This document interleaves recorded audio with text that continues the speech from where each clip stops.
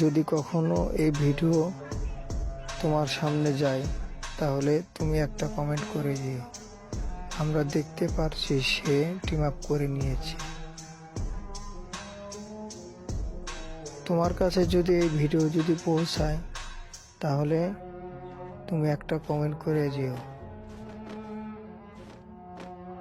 যারা team up বোঝে তারাই খুব ভালো, যারা টিম আপ বোঝে না তারা ভালো নয়।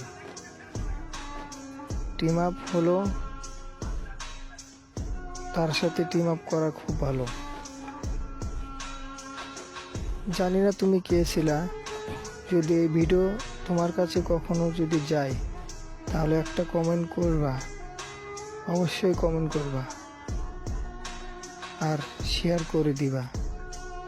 তো সবাই ভালো থাকবেন।